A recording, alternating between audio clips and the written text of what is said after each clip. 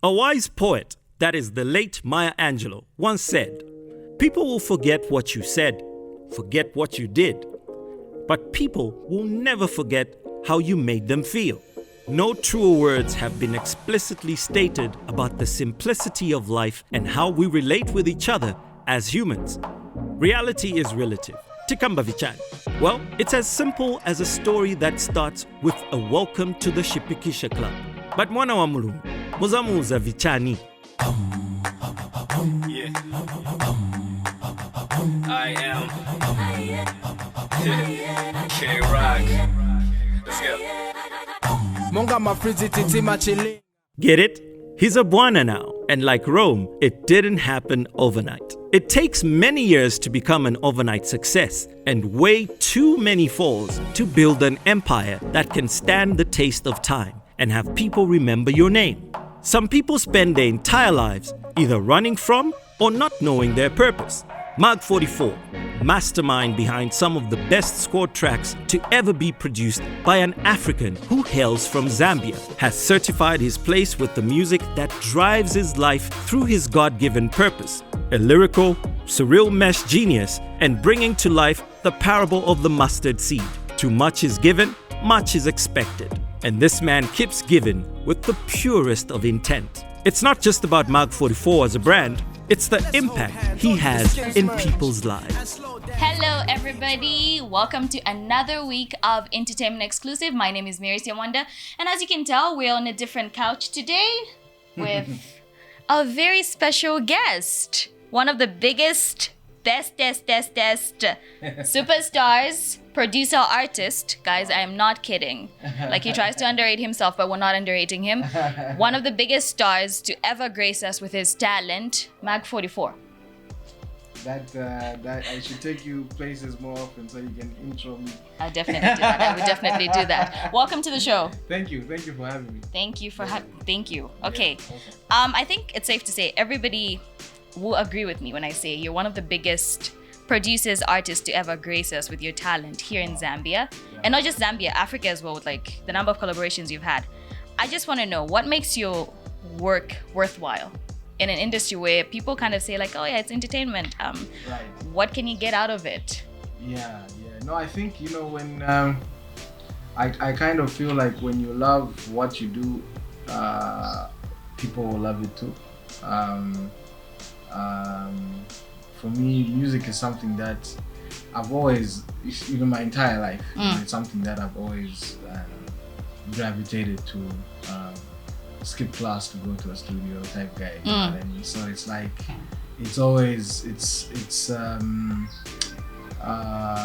for me, it's something that gives me the most satisfaction. And I have tried to work in places in a formal job, but then it just never gave me the happiness I wanted to have. And, when I started running the studio with my business partner, we ran it for about 4 years before we even saw any profit. But it was still happy times. I was happy to toil overnight to get pennies. For me it was like something.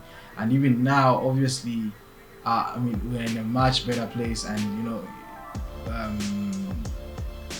with what we managed to achieve financially, what we managed to achieve musically, and just fulfillment of the heart, I can't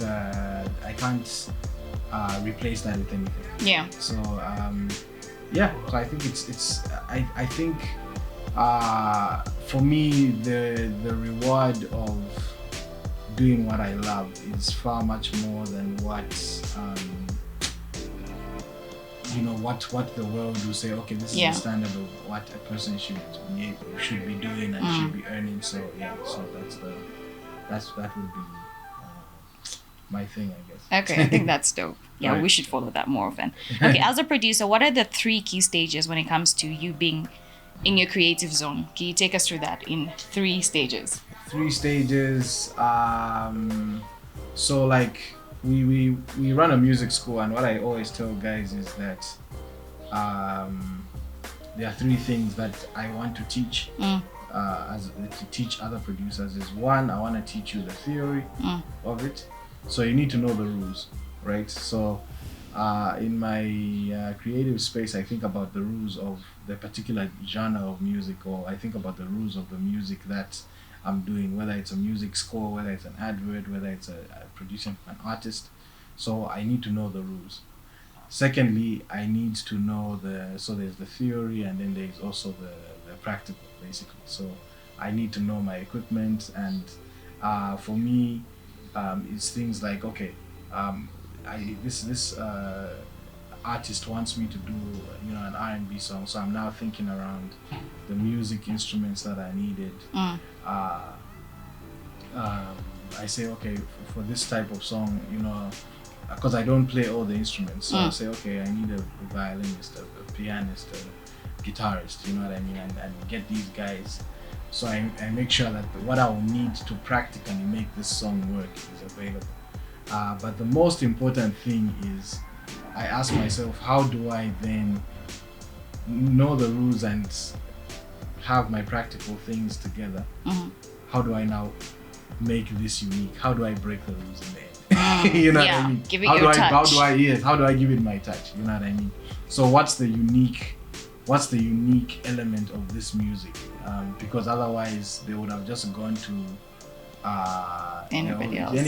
You know what I mean? So I need for me, though that's kind of my process. I think around the genre, I think around the things, the instruments I would need, and then I think, okay, what's that thing that when people hear it, they'll be like, wow, that's different. That's not the same as the previous R&B track. So yeah, so I would say that's my process basically. And we've seen it, like we can hear it from okay, this is Magnus. Yeah, Magnus was in this one. Yeah. Okay, so we're in the technology-driven era. How are you using social media to expand your brand and just sell yourself?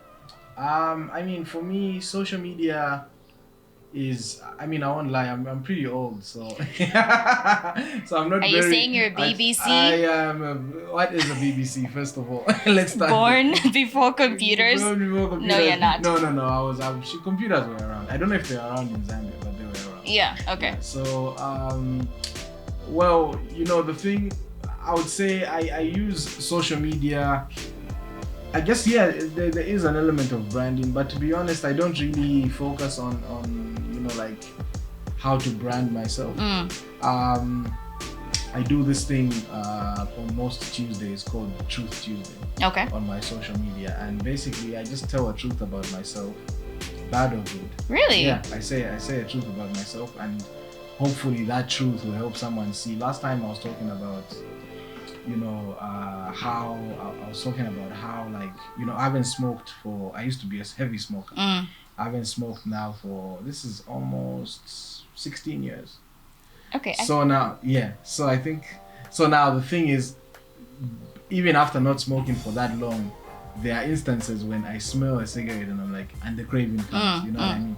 So like I talked about that, and I got messages from so many people saying, bro, like, I never thought, like it was such a helpful thing for people to, because some people sort of beat themselves up about it when they think, oh, okay, I'm still drawn to the things I was addicted to. Yeah, you know what I mean? yeah.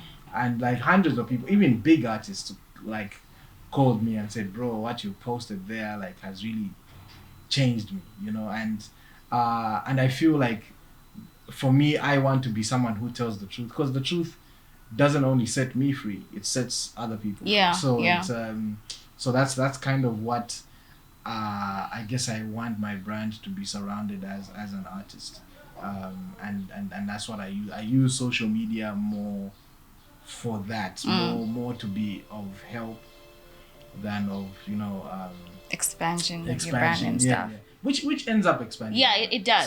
So because I feel like when you touch someone so out there, they're like, okay, they recommend another person, like, you need to watch this. Exactly. So that's kind of, I think that's the way to go. Yeah. I think I will watch that episode because I'm pretty sure there's a lot of people struggling with such addictions. And it's so refreshing to sort of see artists like you guys, people in the limelight, to sort of just shed the light and say, you're not alone. I went through this and I beat it, and this is how I did it. Exactly. Yeah, I think we need more of that. Okay, so you've worked with some of the biggest names, not just here in Zambia, Africa, and some parts of the world. How do you want people to remember your name? Wow.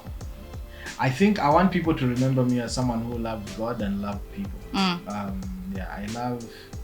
I think for me, that's. Everything I do is.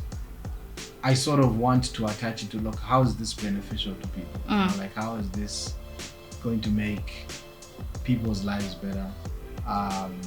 And I think for me, how I do that is obviously, I feel like I've got a sort of like a gift of connecting people, and I love to collaborate. I collaborate all the time. Even when I make, now, you know, at least I've got the privilege of, I can have in the studio like 10 different people doing different things on the production, you know, of a song, which is not something that's heard of a lot in Zambia. You know, you find the producer makes the beats, finishes the entire process on his own. For me, I love to work with a lot of people. I don't really mind that we have to share the money or whatever, because for me, I feel like, you know, like the way a body is, there's different parts to this one body. So like, I feel like that is sort of like a gifting I have, you know, the connecting of people, and obviously the glue to connect these people is love. You know? So you're like, and God is love, and you know, like loving one another, I feel you know, can make us make things happen that we never imagined possible. So yeah, I don't know if I've answered the question. Yeah, you have. Okay, cool. Because I end up going somewhere else. No, that's okay. Awesome. How do you handle the pressure of being in the spotlight? I mean, you have famous peers. Right. People would tend to say like, oh, maybe you're copying this one, or you're trying to be like that person. Right. How do you separate yourself and say, okay, this is who I am, and I'm okay with sharing, because I know you've already spoken about it. So how do you just now say, you know what, I'm gonna do me. I don't care about what you guys say. This is me. This is MAG44, and this is my sound. This is who I am. How do you do all of that? It's very difficult. I think you have to tell yourself every day who you are. The same way you look into the mirror every day. I think that you need to now look at what your vision is, your purpose, you know, goal and all that stuff, and keep your mind focused, because it is 100% easy to try and run into someone else's path. On that Truth Tuesday thing, there was a time I talked about how I would be jealous of my fellow artists like Pompey and Abel. And it would always, and you know, like I would wonder, like, okay, these guys, how can I get to where they are and stuff like that. And you know, now the thing is that you can easily start running someone else's race, you know, and forget about the many talents and advantages you have as a person that you can capitalize on and perfect, and make yourself something that is completely different. And we all have to remember that no matter how similar your idea can be to someone else, bottom line is God made us completely different. You can see it in our DNA. No one has the same DNA as someone else, you know, like because of that difference, meaning we all have something different to contribute to this earth. And we have to constantly remind us, because the world is set up in a way that is trying to put everyone, categorize everyone. You know what I mean? When you go on social media, they're trying to tell you this is what's cool, this is how your life should be. There's algorithms and all these different things that make people think a certain way. So you have to always remember that I'm not part of this system. I'm not part of the way the world is set up. You know, like I need to separate myself. I need to think, okay, how can I, what is the difference I'm contributing to this earth, and that no one else is doing. And you realize that there is that difference, that you do have a difference that you can bring out. Everyone is uniquely. Everybody's unique, yeah. So it's a constant reminder. Yeah. Like I said, sometimes you look at what's cutting, you're like, I want to do that. I want to do, maybe I should do a sound like, this, or Yeah. maybe do a sound, but then like you always have to remember, okay, why are you here? What not, and sometimes maybe you're not the person who's going to be on stage. Maybe just because you love music doesn't mean you should be an artist. Maybe you're supposed to be a sound engineer. Maybe you're supposed to be an artist manager. You know what I mean? So it's like you need to find what your lane is and perfect that lane. Stick to it, and the world will know you for it. Those are some wise words. I would take that as well. Thank you so much. Wow. Do you have any final remarks for your fans, people that look up to you? Yeah. My fans, thank you first of all for supporting me. I've done, my first single was Vichani in 2011. This is 2020. I still sing that same song and people still turn up to it. I don't know. Yeah. So I am very thankful to people who supported our music. There's been a lot of ups and downs in my career. But people have still always supported, still always rock with your boy. But obviously what I'll say is that the most important thing is, let's love the Lord our God with our hearts on, right? I believe in this world there's a lot of depressive things going on, and I feel like our sanity is in God. Because there's much knowledge. Like people there's a lot of knowledge now in the world, and but just because we know, it doesn't mean we understand, it doesn't mean we have wisdom. Knowledge and wisdom are totally different. And what I would say is that seek wisdom from God, love God, and love the people around you. Love the people around you as much as you love yourself. I think it needs to be a balance. I think there's, of course there's, the whole self-love movement going on, which is good. We do need to love ourselves. We need to think of ourselves valuable, but we also need to think that the next person is as valuable, because then self-love can easily turn into selfishness, So the same way you love yourself is the same way you should love someone else. Take care of yourself, take care of others. I know it's a hard balance to strike, but it's important that we are very balanced as people. Love God, love each other, love ourselves, and I think we'll have a more productive and complete life. Yeah. Okay. Yeah. Keyword is love, guys. Love, love, love. I always say this. Just love. Yeah. Are we gonna see any music? Are you dropping anything? Anything new? There's a lot of productions in the works. I've been producing music for a number of artists. Scarlett, Chile Shawalia, Esther Chungu, who just released the album. Who else have I produced with? Doing some stuff with. Anyway, some other stuff. It's Top secret? Yeah. So you're not gonna give us an exclusive? Not quite. But expect something from me. Okay. I won't say whether it's music. When No, just expect. Just expect. Expected. We will be expecting and try not to be anxious about this. Right. Thank you so much, Magnus. Thank you very much for having me. Thank you. Well, there you have it, guys. The keyword is love. Yes, in a world like ours, we need love. We need to show love, give love. And please do sure to join us next week right here on S24 for Entertainment Exclusive. This has been Mary Siamonda.